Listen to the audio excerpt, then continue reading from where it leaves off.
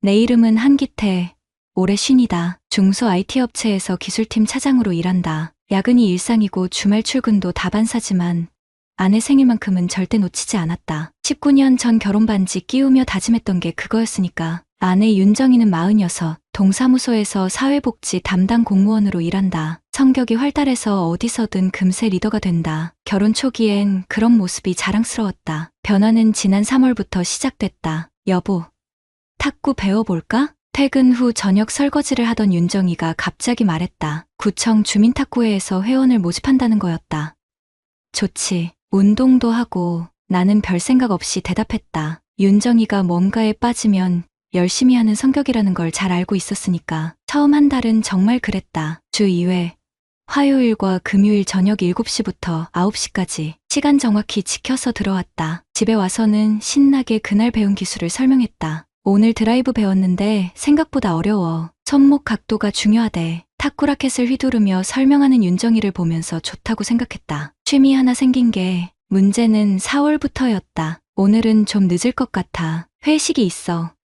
또, 총무님이 새로운 분들 환영회 한다고. 환영회, 비풀이, 회식, 핑계가 늘어갔다. 9시에 끝나는 동호회가 10시, 11시로 늘어났다. 급기야 자정을 넘기기 시작했다. 그즈음 윤정이에게서 변화가 보이기 시작했다. 피부가 좋아졌다. 화장품도 바뀌었다. 향수도 새로 샀다. 옷차림도 달라졌다. 예전엔 편한 옷만 입더니 갑자기 몸에 딱 맞는 옷들을 사기 시작했다. 새 옷 샀네?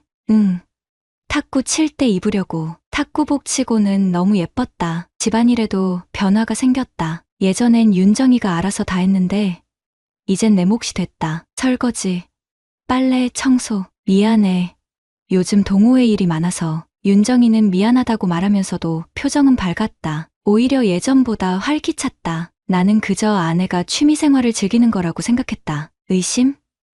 그런 건 해본 적이 없었다. 결정적인 순간은 지난주였다. 윤정이의 탁구 가방을 정리해주다가 라켓 케이스를 열었다. 라켓에서 향수 냄새가 났다. 윤정이가 쓰는 향수가 아니었다. 남자 향수였다. 그 순간 뭔가 이상하다는 생각이 들었다. 하지만 확신은 없었다. 그날 밤 윤정이가 샤워하는 동안 휴대폰을 봤다. 구청 탁구회 단체 톡방에 들어가 있었다. 메시지들을 쭉 올려보니 이상한 게 보였다. 윤정님 오늘도 수고하셨어요. 총무님 덕분에 재밌었어요. 다음에 또 맛집 가요. 메시지 보낸 이름을 확인했다. 서종민. 총무였다. 더 위로 올려봤다. 사진들이 있었다. 동호회 회식 사진들. 윤정이가 총무 옆에 앉아서 웃고 있었다. 너무 가까이. 가슴이 두근거리기 시작했다. 아니다. 그냥 동호회 분위기가 그런 거겠지. 하지만 잠이 오지 않았다. 새벽 3시까지 천장을 바라보며 생각했다. 19년 동안 한 번도 의심해본 적 없는 아내를, 이제 의심하고 있는 내 자신을. 옆에서 윤정이가 편안하게 잠들어 있었다. 예전 같았으면 따뜻하다고 생각했을 모습이 이제는 낯설게 느껴졌다. 다음날 아침 윤정이가 평소보다 일찍 나갔다. 오늘 일찍 가야 해. 총무님이 장비 정리 도와달라고 하셔서. 그때부터였다. 내가 변하기 시작한 건. IT쟁이의 본능이 깨어났다. 분석하고 추적하고 확인하는 본능이. 말은 안 했지만 이제 모든 걸 기록하기 시작했다. 그날부터 나는 달라졌다. 아니, 달라질 수밖에 없었다. 매일 밤 3시간씩 자고 출근했다. 잠이 오지 않았다. 침대에 누우면 윤정이의 변화들이 머릿속에서 재생됐다. 새 향수, 달라진 옷차림, 늦어지는 시간들. 회사에서도 집중이 안 됐다. 코딩하다가 멍해지고 회의 중에도 딴 생각했다. 동료들이 물어봤다. 차장님, 요즘 어디 아프세요? 아프긴 아팠다. 마음이. 일주일을 그렇게 보내고 나서 결심했다. 확인해보자. 내가 미친 건지.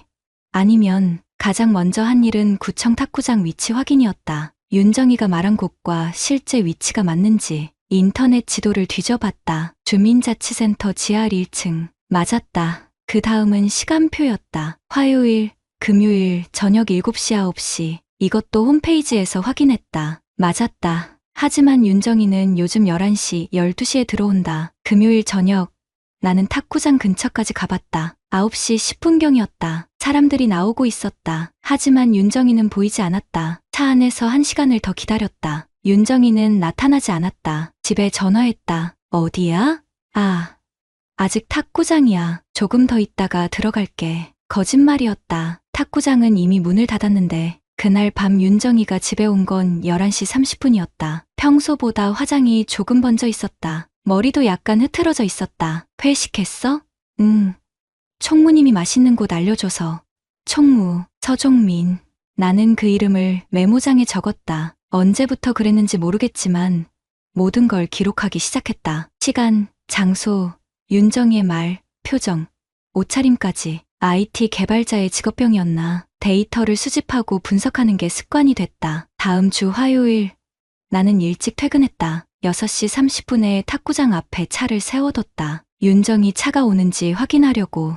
7시 정각 윤정이 차가 왔다. 그런데 혼자가 아니었다. 조수석에 남자가 타고 있었다. 40대 후반 정도로 보이는 키 큰 남자. 서종민이었을 거다. 그들은 탁구장 입구에서 헤어졌다. 너무 자연스럽게 마치 원래 그래왔던 것처럼 9시까지 기다렸다. 사람들이 나오기 시작했다. 윤정이도 나왔다. 하지만 바로 집으로 가지 않았다. 근처 카페로 들어갔다. 그 남자와 함께 나는 차 안에서 지켜봤다. 카페의 유리창 너머로 보이는 두 사람 마주 앉아서 웃고 있었다. 윤정이의 표정이 집에서 보던 표정과 달랐다. 더 밝고 더 생생했다. 그때 깨달았다. 아, 이게 정말일 수도 있구나. 가슴이 무너지는 느낌이었다. 19년 내가 뭐였지? 집에 돌아와서 혼자 소주를 마셔야겠다고 생각했다. 그런데 손이 떨려서 병을 제대로 잡을 수 없었다. 윤정이는 11시에 들어왔다. 평소보다 기분이 좋아 보였다. 오늘 어땠어?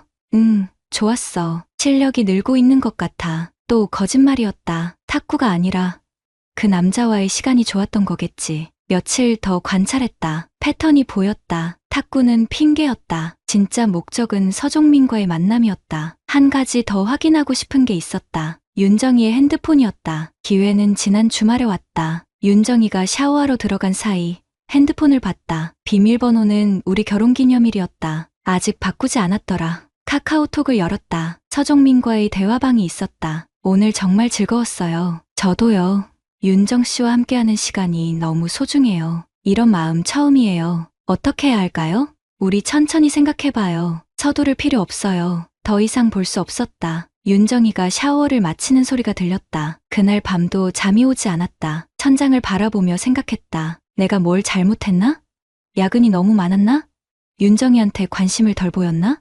내 탓인가? 하지만 곧 다른 생각이 들었다. 19년 동안 한 번도 바람 피울 생각 안 하고 살았는데 왜 나만 그래야 하지? 분노가 올라왔다. 차갑고 조용한 분노가. 이제 확실히 알아야겠다. 정확히 뭐가 어떻게 되고 있는지. 다음 날 회사에서 검색했다. 불륜 증거 수집, 배우자 외도 확인 방법. 여러 글들을 읽었다. 흥신소 의뢰하는 방법도 있었다. 하지만 나는 직접 하기로 했다. IT쟁이의 자존심이었나. 내 손으로 직접 확인하고 싶었다. 계획을 세웠다. 다음 금요일 윤정이를 끝까지 따라가 보자. 그들이 정확히 뭘 하는지 확인하자. 19년 만에 처음으로 나는 아내를 의심하는 게 아니라 추적하려고 했다. 말은 안 했지만 이제는 모든 걸 알고 싶었다. 그 금요일이 내 인생의 전환점이었다. 오후 6시 나는 평소보다 일찍 퇴근했다고 거짓말했다. 실제로는 탁구장 근처 편의점 주차장에서 대기하고 있었다. 차 안에서 김밥 하나로 저녁을 때웠다. 입맛은 없었지만 체력은 필요했다. 7시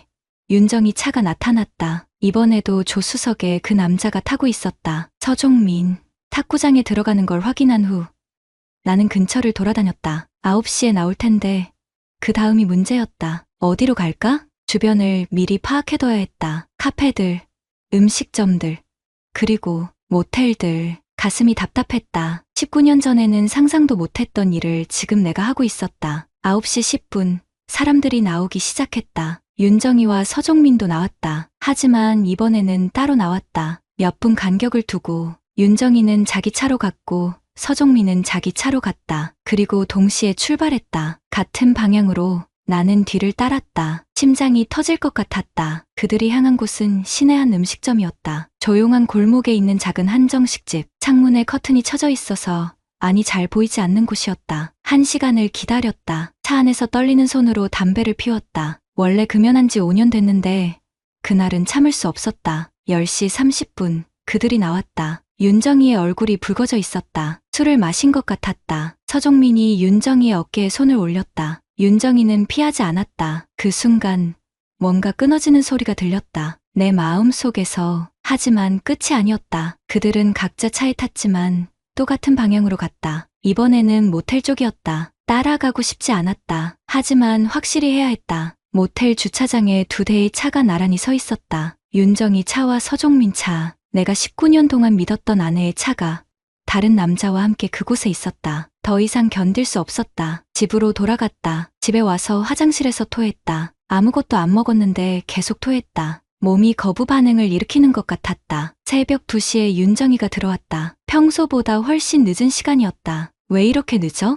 아, 총무님 차가 고장나서 좀 도와줬어. 또 거짓말이었다. 나는 확실히 봤는데 그날 밤부터 불면증이 시작됐다. 잠들려고 하면 모텔 주차장에 그 장면이 떠올랐다. 식욕도 사라졌다. 일주일 만에 체중이 3kg 빠졌다. 회사 동료들이 걱정했다. 차장님, 얼굴이 너무 안 좋은데 병원 가보세요. 병원에 갈 필요는 없었다. 내가 뭐 때문에 아픈지 정확히 알고 있었으니까. 하지만 이제 감정에만 휩쓸릴 때가 아니었다. IT 개발자로 20년을 살면서 배운 게 있었다. 문제가 생기면 원인을 파악하고 해결 방법을 찾는 것. 월요일부터 본격적으로 움직이기 시작했다. 먼저 법무법인에 상담 예약을 잡았다. 인터넷에서 이혼 전문 상간자 소송으로 검색해서 찾은 곳이었다. 변호사는 40대 중반 여성이었다. 차분하고 전문적이었다. 증거가 어느 정도 있으세요? 나는 그동안 기록한 것들을 보여줬다. 시간표, 거짓말 내용,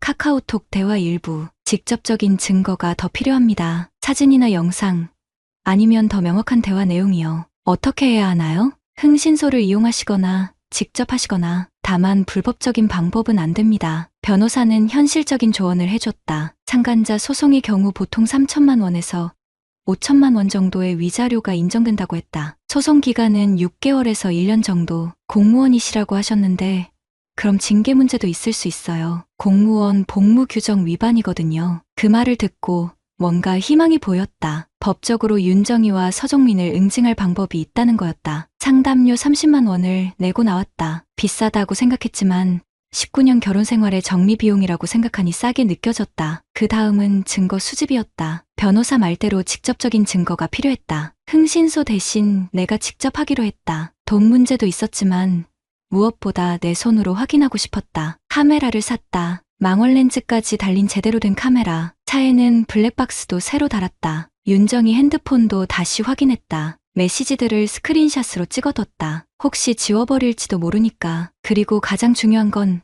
마음의 준비였다. 19년 동안 쌓아온 결혼 생활이 무너질 수 있다는 것. 내가 알던 윤정이가 사라질 수 있다는 것. 아니, 이미 사라졌을지도 모른다는 것. 하지만 이제 되돌아갈 수 없었다. 진실을 알아야 했다. 며칠 더 관찰하면서 그들의 패턴을 파악했다. 만나는 장소, 시간, 루트까지 모든 걸 기록했다. 그리고 결정적인 증거를 잡을 날을 정했다. 다음 주 금요일. 이번에는 실패하지 않겠다. 모든 걸 기록하겠다. 19년을 바보로 살았다면 이제는 똑똑하게 끝내겠다. 말은 안 했지만 이제는 정말로 모든 걸 알고 있었다. 그 금요일 나는 완벽하게 준비했다. 오후 5시부터 탁구장 근처에서 대기했다. 이번에는 편의점 도시락 대신 아무것도 먹지 않았다. 속이 메스꺼워서 먹을 수가 없었다. 카메라, 녹음기, 블랙박스, 모든 장비를 점검했다. 마지막 기회였다. 7시, 윤정이와 서종민이 탁구장에 들어갔다. 이번에는 헤어지지 않고 함께 들어갔다. 더 이상 숨기지 않는 것 같았다. 9시까지 기다렸다. 그들이 나왔을 때 나는 차에서 내렸다. 멀리서 따라갔다. 이번에는 음식점을 건너뛰고 바로 모텔로 갔다. 익숙해진 모습이었다. 서종민이 먼저 들어가고 윤정이가 5분 뒤에 들어갔다. 나는 차 안에서 카메라를 들었다. 손이 떨렸다. 셔터를 누르는 순간 19년 결혼 생활이 끝나는 거였다. 찰칵, 찰칵. 모텔에 들어가는 윤정이의 모습이 렌즈에 담겼다. 시간까지 표시된 사진이었다. 법정에서 증거로 쓸 수 있는 2시간을 기다렸다. 그들이 나올 때까지 나오는 모습도 찍었다. 서종민이 윤정이의 허리에 손을 두른 채 나오는 모습까지. 그 순간 뭔가 터져버렸다. 차가운 분노가 온몸을 휩쓸었다. 집에 가서 윤정이를 기다렸다. 평소처럼 소파에 앉아서 TV를 보는 척했다. 하지만 머릿속은 복잡했다. 지금 당장 따져 물을까? 아니면 더 기다릴까? 새벽 1시 윤정이가 들어왔다. 평소보다 더 늦었다. 왜 이렇게 늦어? 아, 총무님이 동호회 운영 문제로 상의할 일이 있어서. 또 거짓말. 나는 무엇을 하고 있었는지 정확히 알고 있는데 그 순간 결심했다. 이제 그만두자. 더 이상 속을 수 없다. 하지만 감정적으로 터뜨리고 싶지 않았다. 20년 IT 업계에서 살아남은 건 냉정함 때문이었다. 이번에도 냉정하게 처리하자. 주말 동안 모든 증거를 정리했다. 사진, 메시지 스크린샷, 시간과 장소 기록, 하나하나 날짜 순으로 정리해서 파일로 만들었다. 월요일 아침 변호사 사무실로 갔다. 이 정도면 충분합니다. 참가자 소송 승소 가능성이 90% 이상이에요. 얼마나 걸리나요? 보통 6개월에서 1년 정도. 상대방이 불응하면 더 길어질 수도 있고요. 공무원 징계는 어떻게 되나요? 별도로 구청에 신고하셔야 해요. 공무원 복무규정 위반으로 징계받을 수 있습니다. 그날 오후 소장을 접수했다. 서종민을 상대로 한 위자료 청구 소송 3천만 원을 요구했다. 구청에도 신고서를 제출했다. 공무원 최윤정의 부적절한 행위에 대한 신고서, 증거 자료까지 첨부해서 모든 절차를 마치고 집에 왔을 때 속이 시원했다. 이제 시작이었다. 그런데 그 다음 주 예상치 못한 일이 생겼다. 군복무 중이던 아들 도윤이가 긴급 휴가를 받고 집에 왔다. 전역을 한 달 앞둔 시점이었다. 아버지, 인터넷에서 봤어요. 구청 신고 이후 지역 온라인 커뮤니티에 소문이 퍼진 것 같았다. 구청 공무원 불륜, 탁구의 스캔들 같은 제목으로. 도윤이는 23이었지만 군대에서 단련된 어른 같은 모습이었다. 엄마는 뭐라고 해요? 아직 말 안 했어. 왜요? 법적으로 처리하고 있어서. 도윤이가 고개를 끄덕였다. 아들이지만 이제 남자 대 남자로 대화하는 느낌이었다. 아버지 힘드셨죠? 처음으로 누군가에게 속마음을 털어놓고 싶었다. 아들이지만 이제는 내 편이 되어줄 수 있는 사람이었다. 그날 밤 도윤이와 둘이 앉아서 모든 걸 말해줬다. 3개월 동안 겪었던 일들을. 아들은 말없이 들었다. 그 남자 가게 어디예요? 왜? 한번 가보고 싶어서요. 다음 날 우리는 함께 서종민의 프랜차이즈 매장에 갔다. 치킨집이었다. 동네 상가 1층에 있는 작은 가게였다. 서종민이 카운터에 서 있었다. 나이 48세, 키 175cm 정도, 평범한 중년 남자였다. 이런 사람이 내 19년 결혼 생활을 망가뜨렸다는 게 믿기지 않았다. 치킨 하나 주세요. 도윤이가 주문했다. 서종민은 우리를 알아보지 못했다. 치킨을 기다리는 동안 나는 서종민을 관찰했다. 손님들에게 친절하게 대하고 전화 주문도 받고 평범한 자영업자의 모습이었다. 하지만 이 사람이 다른 사람의 아내와 불륜을 저지르고 있다는 걸 알면 손님들이 어떻게 생각할까? 아버지, 도윤이가 조용히 말했다. 저 사람도 가족이 있을 텐데. 있어. 확인해봤어. 그럼 저 사람 가족은 뭐 되는 거예요? 순간 복잡한 감정이 들었다. 내가 당한 일을 서종민의 가족도 당하게 되는 건가? 하지만 그건 서종민이 선택한 일이었다. 결과까지 책임져야 했다. 치킨을 받아들고 나오면서 도윤이가 말했다. 아버지, 끝까지 가세요. 잘못한 사람이 대가를 치러야 해요. 23세 아들의 말이었지만 내가 듣고 싶었던 말이었다. 그 주 금요일 구청에서 연락이 왔다. 윤정이에 대한 징계위원회가 열린다는 것이었다. 윤정이는 그제야 모든 걸 알게 됐다. 소송도 신고도 내가 다 알고 있다는 것도. 그날 밤 처음으로 윤정이와 직접 대화했다. 당신 언제부터 알고 있었어? 한 달 전부터. 왜 말 안 했어? 확실히 하고 싶어서. 윤정이가 울기 시작했다. 하지만 나는 더 이상 마음이 움직이지 않았다. 미안해. 정말 미안해. 이제 늦었어. 냉정한 목소리였다. 내 목소리 같지 않았다. 19년 만에 처음으로 나는 아내에게 단호하게 말했다. 이제 끝이야. 6개월이 흘렀다. 그 기간 동안 내 인생은 완전히 바뀌었다. 하지만 후회는 없었다. 가장 먼저 결과가 나온 건 구청 징계위원회였다. 윤정이는 정직 3개월 처분을 받았다. 공무원으로서 품위 유지 의무 위반이라는 이유였다. 윤정이는 그 3개월 동안 집에만 있었다. 우리는 한 집에 살면서도 거의 대화하지 않았다. 필요한 말만 했다. 이혼 조정 신청했어. 알겠어. 도윤이는 내가 키울 거야.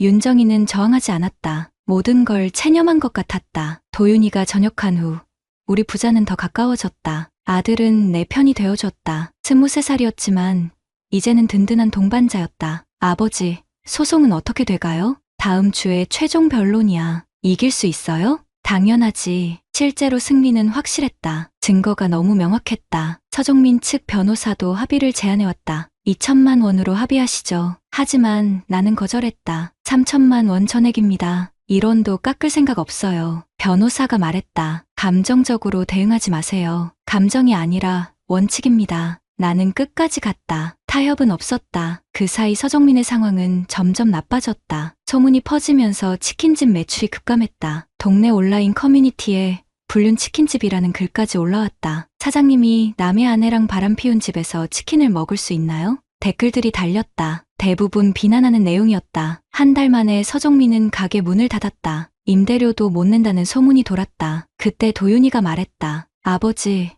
저 사람 불쌍해 보이기도 해요. 불쌍하다고? 자기가 한 일의 대가야. 그렇긴 하지만 도윤아, 선량한 사람이 당하기만 하는 세상이 되면 안 돼. 누군가는 선을 그어줘야 해. 아들이 고개를 끄덕였다. 이제는 내 생각을 이해하는 것 같았다. 드디어 판결일이 왔다. 법정에는 윤정이도 함께 왔다. 서종민도 왔다. 모두 굳은 표정이었다. 판사가 판결을 선고했다. 피고는 원고에게 위자료 3천만 원을 지급하라. 전액 승소였다. 법정을 나오면서 서종민이 다가왔다. 죄송합니다. 정말 죄송합니다. 48세 남자가 고개를 푹 숙이고 있었다. 6개월 전 치킨집에서 봤던 여유로운 모습은 사라졌다. 이제 알겠죠? 다른 사람 가정 건드리면 이렇게 된다는 걸. 나는 차갑게 말했다. 다신 이런 일 없을 거예요. 서정민은 그렇게 말하고 사라졌다. 나중에 들으니 고향으로 내려갔다고 했다. 이혼 조정도 순조롭게 진행됐다. 윤정이가 모든 조건을 수용했다. 재산 분할, 도윤이 양육권, 모든 게 내 뜻대로 됐다. 윤정이는 끝까지 미안하다는 말만 반복했다. 19년 동안 고마웠어. 하지만 이제는 각자 살자. 마지막 조정날, 나는 윤정이에게 그렇게 말했다. 정말 미안해. 윤정이의 마지막 말이었다. 이혼이 확정된 후 나와 도윤이는 새 아파트로 이사했다. 전보다 작은 곳이었지만 마음은 편했다. 아버지, 새로 시작하는 기분이에요. 그래, 새로 시작하는 거야. 도윤이는 대학 복학 준비를 했고 나는 직장 생활에 집중했다. 더 이상 집에 가면 눈치 볼 사람이 없으니까 일이 더 잘 됐다. 3개월 후 나는 새로운 탁구 동호회에 가입했다. 회사 근처 체육관에서 운영하는 곳이었다. 처음 오셨어요? 동호회 회장이 물었다. 50대 중반의 자영업자였다. 네, 기태라고 합니다. 잘 오셨어요. 우리끼리는 편하게 지내니까 부담 갖지 마세요. 사람들이 친절했다. 대부분 나와 비슷한 나이의 남자들이었다. 가정도 있고 일도 있고 각자 인생에 무게를 지고 사는 사람들. 첫 게임을 하면서 생각했다. 이제는 순수하게 탁구만 치는 거야. 다른 목적 없이. 형님, 실력이 좋으시네요. 상대방이 말했다. 나보다 몇 살 어린 회사원이었다. 예전에 좀 쳤거든요. 사실 윤정이와 함께 몇 번 쳐본 게 전부였다. 하지만 이상하게 라켓이 손에 익숙했다. 한 게임을 마치고 물을 마시는데 옆 테이블에서 대화가 들렸다. 요즘 아내가 이상해. 늦게 들어오고 핸드폰도 숨기고. 설마 바람? 그럴 리는. 하지만 뭔가 이상해. 나는 그쪽을 돌아보았다. 40대 초반 정도의 남자가 걱정스러운 표정을 하고 있었다. 잠시 망설였다가 그에게 다가갔다. 실례지만 잠깐 얘기 좀 할까요? 우리는 체육관 밖 카페로 나갔다. 나는 내 경험을 들려줬다. 의심이 들 때 어떻게 해야 하는지, 증거는 어떻게 수집하는지. 진짜로요? 형님이 그런 일을? 네, 6개월 전까지만 해도 저도 그 자리에 있었어요. 그는 내 말을 진지하게 들었다. 만약 정말이라면 어떻게 해야 할까요? 확실한 증거부터 모으세요. 그리고 감정적으로 대응하지 마시고. 복수하고 싶지 않으세요? 복수가 아니라 정의예요. 잘못한 사람이 대가를 치르는 거죠. 그날 이후 그 사람과 계속 연락했다. 결국 그의 아내도 외도 중이었다는 게 밝혀졌다. 나는 변호사까지 소개해줬다. 형님 덕분에 정말 고맙습니다. 저도 도움받고 싶을 때가 있었거든요. 이제는 제가 도와드리는 거죠. 그렇게 몇 명을 더 도왔다. 비슷한 상황에 있는 남자들을. 내 경험이 다른 사람에게 도움이 된다는 게 뿌듯했다. 1년이 지난 지금 나는 완전히 새로운 삶을 살고 있다. 도윤이는 대학에 복학해서 열심히 공부하고 있다. 주말에는 함께 탁구를 친다. 아버지와 아들이 아니라 남자와 남자로서. 아버지, 요즘 많이 밝아지셨어요. 그래? 네, 예전보다 훨씬 좋아 보여요. 도윤이 말이 맞았다. 거울을 봐도 표정이 달라졌다. 더 단단해졌고 더 자신 있어졌다. 가끔 윤정이 소식이 들렸다. 원래 살던 동네를 떠나서 다른 곳에서 조용히 살고 있다고 했다. 서정민과는 연락을 끊었다는 소문도 있었다. 나는 더 이상 그들에 대해 관심이 없었다. 내 인생에서 완전히 지워버렸다. 오늘도 탁구장에 간다. 라켓을 잡으면 마음이 편해진다. 이제는 정말로 나만을 위한 게임이다. 형님, 오늘도 한판 하시죠. 좋아요. 라켓을 잡으며 생각한다. 19년을 바보로 살았지만 이제는 아니다. 잘못한 사람들이 대가를 치렀고 나는 내 명예를 되찾았다. 이제는 나 자신과의 게임이야. 절대 지지 않을 거야. 탁구공이 테이블을 가로지른다. 내 새로운 인생처럼 힘차고 정확하게. 구독자님들, 오늘 사연 댓글로 공유해 다른 분들과 함께 의견 나눠보세요. 저도 읽어보며 소통하겠습니다.